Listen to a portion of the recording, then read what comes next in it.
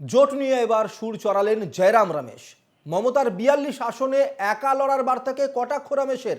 জোটের মধ্যে কেউ দাঁড়িয়ে একতরফা বলা ঠিক নয়, ৪২ আসনে একা লড়াই করার কথা বলা ঠিক নয়। এখনো আলোচনা চলছে ও রফা সূত্র মিলবে।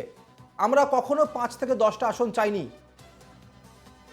অধীর মমতা দ্বন্দ্ব রাজ্য রাজনীতির বিষয়। ইন্ডিয়া জোট লোকসভা ভোটের কথা মাথায় রেখে মন্তব্য কংগ্রেস নেতা জয়রাম রমেশের। কি বলেছেন রমেশ, শুনবো।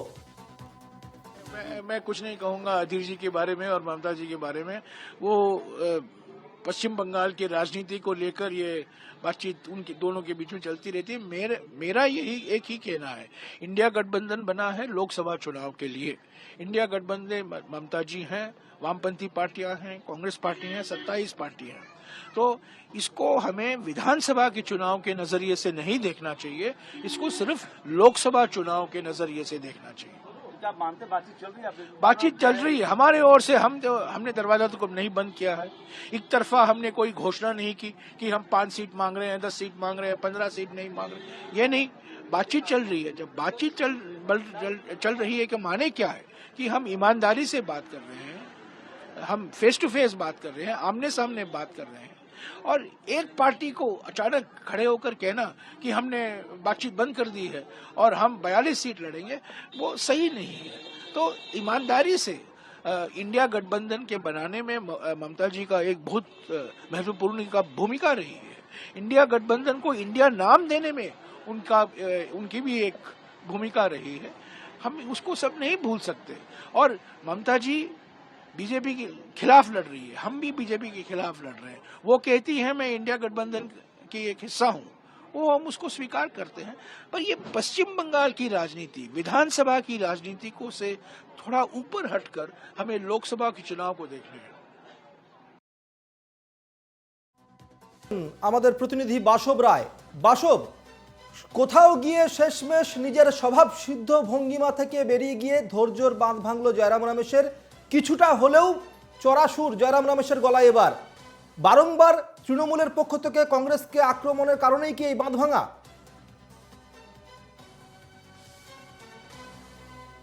বাসব, শোনা যাচ্ছে? কি কারণে জয়রাম রমেশের বাঁধ ভেঙেছে মনের, সেটা আমার পক্ষে বলা বেশ মুশকিল। সেটা জয়রাম রমেশ বলবেন। তবে আমি যেটা বলতে চাইছি সেটা হচ্ছে, মমতা ব্যানার্জি ৪২ আসনে লড়ার কথা একবার ঘোষণা করেছেন ঠিকই, কিন্তু এখনো কংগ্রেসের তরফ থেকে জোটের সম্ভাবনাটাকে জিইয়ে রাখা হয়েছে। হ্যালো, হ্যাঁ, শোনা যাচ্ছে। হ্যাঁ। তো এরপরে আরেকটু যেটা আমাদের খেয়াল করতে হবে, গতকাল মমতা ব্যানার্জি রেড রোডের ধর্ণা মঞ্চে যোগেন্দ্র যাদবকে বলেছেন, যোগেন্দ্র বাবুদের আমি বলছি আমরা বিজেপির সঙ্গে লড়াই করার জন্য তৈরি। এখানে মনে রাখতে হবে যোগেন্দ্র যাদবের কোনো রাজনৈতিক দল নেই, স্বরাজ ইন্ডিয়া আছে, সেটা একটা সামাজিক সংগঠন। এই যোগেন্দ্র বাবু অর্থাৎ যোগেন্দ্র যাদব রাহুল গান্ধীর সঙ্গে ভারত জোড়ো প্রথম যাত্রায় পুরোটা ছিলেন, ভারত জোড়ো ন্যায় যাত্রায় মণিপুর থেকে পশ্চিমবঙ্গ পর্যন্ত ছিলেন। তিনি এসেছিলেন কালকের ধর্ণা মঞ্চে, তার আসার কোনো কথা ছিল না। এখান থেকেই বোঝা যাচ্ছে যে রাহুল গান্ধীর দূত হিসাবে যোগেন্দ্র যাদব এসেছিলেন, এটা আমি বারবার বলতে চাইছি। এবং আগামীকাল বা পরশু মমতা ব্যানার্জি যাবেন দিল্লিতে।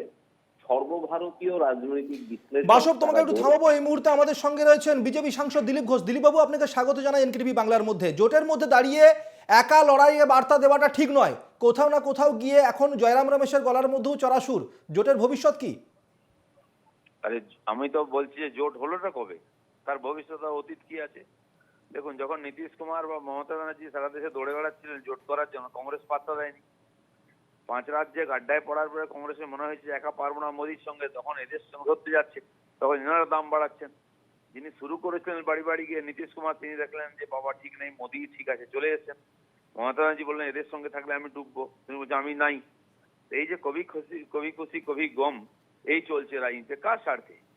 সব নিজেদের হিসাব কিতাব চলছে। এদের না দেশের কথা আছে, না সমাজের কথা আছে, না কিছু আছে। আর যে কজন নেতা সবাই প্রধানমন্ত্রী হওয়ার জন্য লড়ছেন, এবং কংগ্রেসের কে নেতা হবে তা মমতা ব্যানার্জি ঠিক করে দিয়েছেন। এই যে নাটকবাজি চলছে, এটা দেখুন ফেব্রুয়ারি মাসটা একটু দেখতে থাকুন, তারপর যে যার বাড়ি ঢুকে যাবে।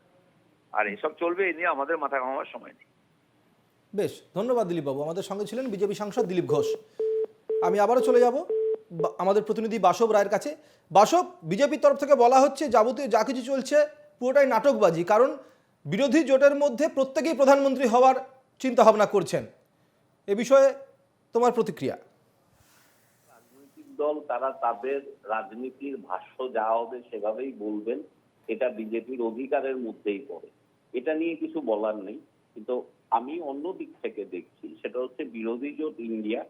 তো ইন্ডিয়ার যে জোটগুলো, তারা যে কটা স্টেটে এখন পাওয়ারে আছে, অর্থাৎ সরকারে আছে, সেখানে নতুন করে জোট হচ্ছে কিনা এইটাই মৌলিক জায়গা। যেমন বিহারে কংগ্রেস ছিল, হচ্ছে জেডিইউ, কংগ্রেস আর জেডি সরকার ছিল, সেখান থেকে নীতিশ কুমার বেরিয়ে গেছেন, ঠিক আছে, কিন্তু এখানে নতুন করে কংগ্রেসের আর জোট করতে হবে না। শুধু 3টে স্টেটে কংগ্রেসকে জোট করতে হবে, যেটা ইন্ডিয়া জোট। একটা হচ্ছে পশ্চিমবঙ্গে তৃণমূল কংগ্রেসের সঙ্গে, আরেকটা পাঞ্জাবে আপের সঙ্গে আম আদমি পার্টি, এবং দিল্লিতে আম আদমি পার্টি। এছাড়া রয়েছে উত্তরপ্রদেশে যেহেতু সরকারে নেই সমাজবাদী পার্টি, সুতরাং সমাজবাদী পার্টি এবং কংগ্রেসের মধ্যে জোট হয়ে যাবে।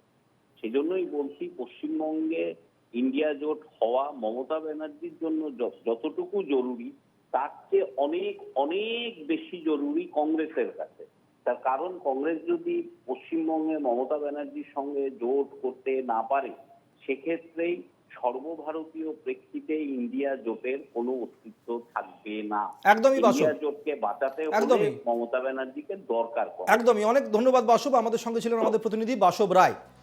এই বিষয়ে আমরা কথা বলেছিলাম সিপিএম সাংসদ বিকাশ রঞ্জন ভট্টাচার্যের সঙ্গে এবং তৃণমূল সাংসদ শান্তনু সেনের সঙ্গে। শোনাবো বিকাশ রঞ্জন ভট্টাচার্য কি বলেছেন। জয়রামাজ বুঝতে পারছেন না যে মমতা বিজেপির শিখণ্ডী এবং মমতা বিজেপির হয়েই কাজ করবেন।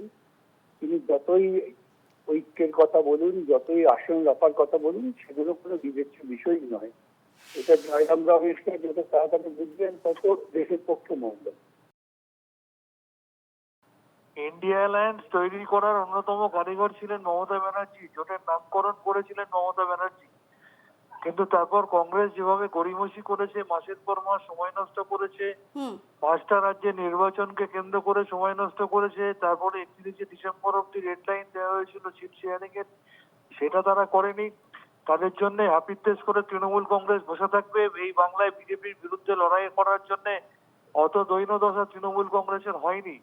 আর দ্বিতীয় কথা, জয়রাম রমেশরা এখানে যাকে প্রদেশ কংগ্রেসের সভাপতি করে রেখেছেন, তিনি তো বিজেপির তল্পিবাহকতা করেন। তিনি তো প্রত্যেক মুহূর্তে বিজেপি বিরোধী শক্তি তৃণমূলকে দুর্বল করার জন্য মিথ্যাচার করেন, বদনাম করেন, মমতা বন্দ্যোপাধ্যায়কে উদ্দেশ্য করে অশ্রাব্য ভাষায় কথা বলেন।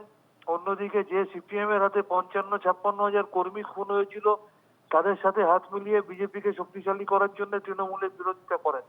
তাই তো আমাদের নেত্রী বলেছেন যে আমরা বাংলায় নির্বাচনের মধ্যে দিয়ে বিজেপিকে একাই হারাতে পারি, সেটা প্রমাণিত। তাই এইবারও এই বাংলাতে আমরা বিজেপির বিরুদ্ধে একাই লড়বো এবং তাদের বিরুদ্ধে লড়ে তাদেরকে হারাবো।